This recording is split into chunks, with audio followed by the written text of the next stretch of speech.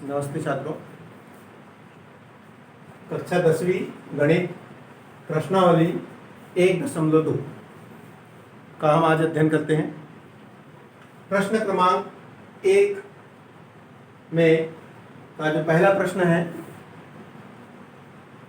निम्नलिखित संख्याओं को अभाज्य गुणनखंड के रूप में व्यक्त करना है। अभाज्य गुणनखंड मतलब उनका लंबा विभाजन करना है। अभाज्य छोटी से छोटी संख्याओं से प्रारंभ करें। सबसे पहले 140, 156, 3825, 5005 और 4429 इन संख्याओं का हमें अभाज्य गुणनखंड करना है। तो सबसे पहले हम लेते हैं अभाज्य गुणनखंड में 140 तो 140 का अभाज्य गुणनखंड हम कैसे करें? तो 140 का हम लंबी विभाजन विधि से गुणनखंड कर लेते हैं, भाग दे देते हैं सरल सरल संख्याओं से। जैसे 2 से भाग जाएगा, यहाँ 2 7 3 14, 2 0 0।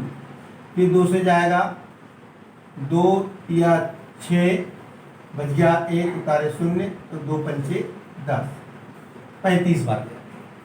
अब 35 में 3 का जाएगा क्या? नहीं जाएगा, तो 5 से जाएगा। तो 5 से दे देंगे तो कितना आ जाएगा ये?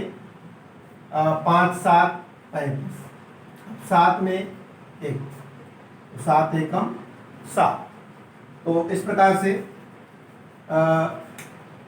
140 का जो गुणनखंड हमें प्राप्त हुआ है, 140 बराबर 2 गुणित 5 गुणित 7। तो जो संख्या रिपीट हो रही है हम उसको घात के रूप में लिख सकते हैं। तो 2 पर 2 की घात गुणित 5 गुणित 7। तो इस प्रकार से 140 का अभाज्य गुणनखंड हमें प्राप्त हो गया। दूसरा है 156। दूसरी संख्या है 156। ठीक है, इसका अभाज्य गुणनखंड करना है हमें। तो 156 का फिर से सरल संख्याओं द्वारा विभाजन करते हैं। 2 से जाएगा तो 2 7 14, 7 बार गया। ठीक है, 1 बच जाएगा उतारे 6 तो 2 8 16। तो इस तरह से फिर से 2 का जाएगा तो 2 तिया 6 बच गया 1, 2 9 18। ठीक, अब और आगे की संख्या देखो। 2 का नहीं जाएगा, 3 का जा सकता है। 3 एकम 3, 3 3 9। और इसके बाद और 13 से जाएगा। 13 ऐसी अभाज्य संख्या है जिसमें किसी का भाग नहीं जाता है, सिर्फ उसी का भाग जाता है, इसलिए 13 एकम 13। तो इस प्रकार से हम लिख सकते हैं कि 156 बराबर 2 गुणित 3 गुणित 13। अब जो संख्या रिपीट हुई है उसको घात के रूप में व्यक्त कर सकते हैं। तो 156 का अभाज्य गुणनखंड हो जाएगा 2 पर 2 की घात गुणित 3 पर 1 की घात है, 1 की घात को नहीं लिखेंगे, 3 एक ही बार है, 3 गुणित 13। तो इस प्रकार से 156 का अभाज्य गुणनखंड प्राप्त हो गया। ठीक है, इसके पश्चात अगली संख्या है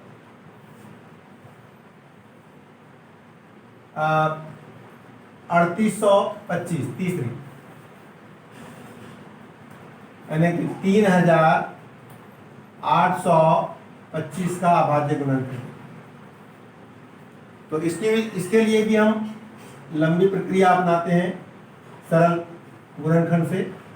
तो 3825 अब भाग देंगे सरल संख्याओं द्वारा। ठीक है, लास्ट में 5 है इसलिए 2 से जाएगा नहीं, हम 3 को ट्राई करके देखते हैं, 3 से चले जाए शायद। और तो 3 का 3 एकम 3, 3 दूनी 6 बच गया 2, उतारे 2 22, 3 7 21, ठीक है, 3 7 21 बच गया 1, उतारे 3 5 15। तो इस प्रकार से 3 का भाग चला गया। अब हम आगे और देखते हैं कि अब किसका जाएगा, ठीक है। तो फिर से 3 का ट्राई करके देखते हैं, 3 से चले जाए, 3 चौक 12, 3 दूनी 6, बच गया 1, 3 5 15, 425। इसके बाद और 3 का जाएगा क्या, नहीं जा पाएगा। तो हम इसके लिए 5 का देखते हैं, 5 से देखते हैं। तो 5 8 40, 8 बार चले जाएगा, 42 में से 40 घटा देंगे तो बचा कितना 2, उतारे 5 25, तो 55 25। तो इस प्रकार से 50। फिर से 5 का जा सकता है इसमें। तो 5 एकम 5, बच गया 3, उतारे 5 35, 5 7 35। अब फिर से 17 अभाज्य संख्या प्राप्त हो गई, जिसमें सिर्फ इसी का भाग जा सकता है और किसी का नहीं। तो 17 एकम 17। तो इस तरह से एक सरल संख्या द्वारा, सरल अभाज्य, छोटी अभाज्य संख्या द्वारा गुणनखंड हो गया इसका।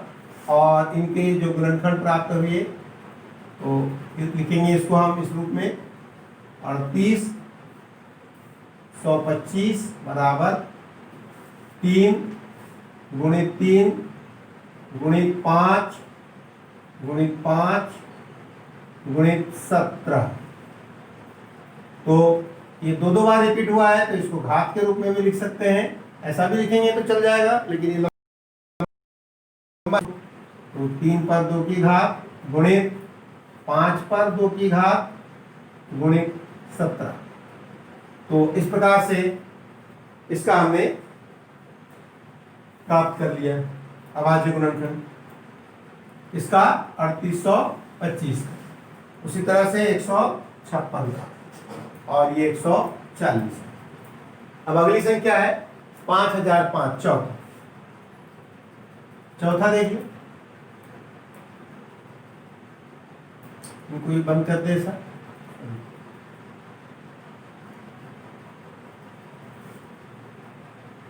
चौथा सवाल, इसका अभाज्य गुणनखंड करना है 5005 का, 5005।